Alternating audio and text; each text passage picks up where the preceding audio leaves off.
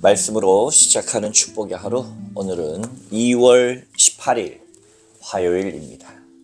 우리에게 주시는 하나님 말씀은 요한복음 13장 21절부터 30절까지 말씀 함께 합독하도록 하겠습니다.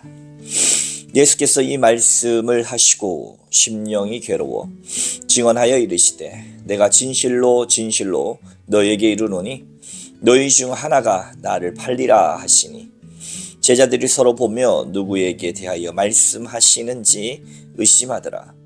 예수의 제자 중 하나 곧 그가 사랑하시는 자가 예수의 품에 의지하여 누웠는지라. 시몬 베드로가 머리짓을 하여 말하되 말씀하신 자가 누구인지 말하라 하니 그가 예수의 가슴에 그대로 의지하여 말하되 주여 누구니까? 예수께서 대답하시되 내가 떡 한 조각을 적시어다 주는 자가 그니라 하시고 그 한 조각을 적시어서 가룟 시몬의 아들 유다에게 주시니 조각을 받은 후 곧 사단이 그 속에 들어간지라. 이에 예수께서 유다에게 이르시되 네가 하는 일을 속히 하라 하시니 이 말씀을 무슨 뜻으로 하셨는지 그 앉은 자 중에 아는 자가 없고 어떤 이들은 유다가 돈깨를 맡았으므로 명절에 우리가 쓸 물건을 사라 하시는지 혹은 가난한 자들에게 무엇을 주라 하시는 줄로 생각하더라. 유다가 그 조각을 받고 곧 나가니 밤이러라. 아멘.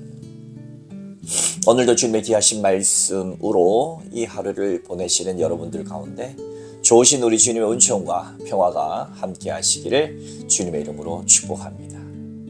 시절이 바야흐로 조금씩 지나고 있죠. 지난주 정도만 하더라도 한방눈이 내려서 온 사방천지가 하얗게 눈꽃을 피우더니 요 며칠 사이는 아주 봄 햇살이 따뜻하게 내리쬐니다. 물론 입춘이 지난 지는 조금 됐지만 추위와 또 따뜻함은 계속해서 반복되다가 어느 순간인가 노란 개나리를 꽃피우겠지요. 그렇습니다. 단번에 이루어지는 일은 잘 없습니다.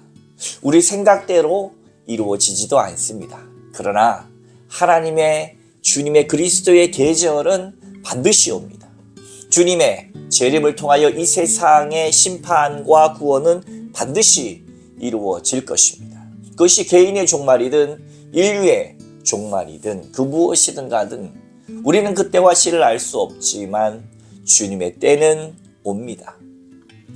오늘은 주님의 십자가의 때도 마찬가지입니다. 그렇게 주님의 부르심을 받은 자답게 보내심을 받은 자답게 그 때를 따라 예수님은 움직이셨고 이제 그 십자가의 때가 임박하자 측근 중에 최측근 이 제자들이 12제자들만 있었던 것이 아닙니다. 이 퍼스트 그룹이 아주 예수님을 가장 근거리에서 보자 했던 12명의 제자가 있었다면 그와 더불어서 이 니고데모와 같은 또 주변에 예수님을 사랑하고 따랐던 마리아, 마르다, 나사로 같은 이 세컨더리 그룹도 있었고 예수에 대한 단순한 호기심이나 팬으로서 혹은 군중으로서 예수님을 쫓고 또 예수님을 저 멀찌감치서 바라봤던 많은 예수를 따르는 사람들이 있었습니다. 그런데 예수님의 가장 근거리에 있었던 가룟 유다는 작정하고 예수님을 배신합니다. 다른 제자들도 배신했죠.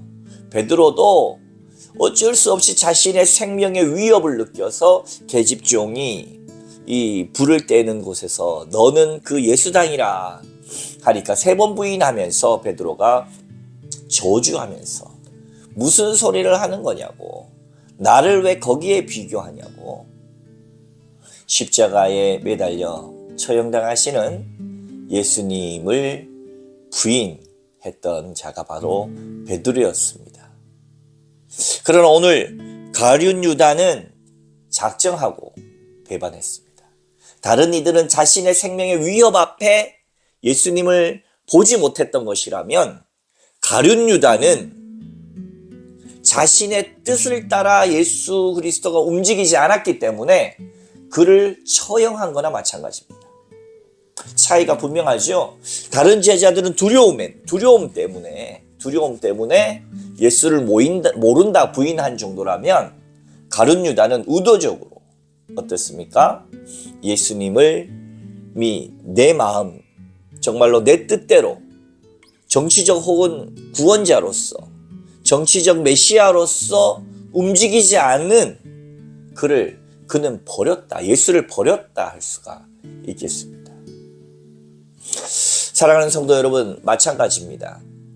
우리가 역사적으로 볼 때 독립운동을 한다든지 혹은 국가의 아주 큰 역사적 순간 속에서 많은 이들이 정말 마음으로가 아니라 정말 자신의 목숨과 두려움 때문에 그것을 부인하거나 모른다 하는 경우 있습니다. 많은 역사가들 중에는 그런 것 정도는 우리가 이해할 수 있는 것으로 일제시대 때 친일이라고 하는 것이 그렇지 않습니까? 내 목숨 구걸하기 위해서 어쩔 수 없이 그 두려움에 어느 정도 따라가는 신용한 것만으로도 친일이라 말하자면은 우리 백성들 대부분은 친일일 것입니다. 그러나 정말로 이 강력한 의지를 가지고 일본에게 잘 보여가지고 말이에요. 그 잘 먹고 잘 살기 위해서 친일을 했던 사람들은 아주 종류가 다르다 볼 수가 있겠지요. 그렇습니다. 남이 어찌든지 간에 나만 잘 먹고 잘 살면 되겠다라고 하는 적극적 친일, 적극적 배신, 이것이 용납되기는 쉽지 않을 것입니다. 오늘 가룟 유다는 그렇습니다. 예수님께서 바로 13장 들어오면서 사랑하시되 그의 제자들 끝까지 사랑하셨다.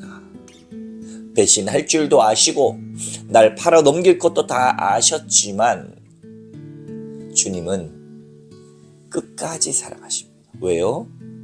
결국은 이들이 성령 받고 변화받을 것까지, 내가 다 지금 이때에서는 다 알 수 없지만 제자들이 훗날 그 깊은 사랑을 깨달을 것, 철들 시간이 있다라고 하는 사실을 주님은 알고 계셨기 때문일 겁니다. 부모님의 사랑도 마찬가지 아니겠습니까?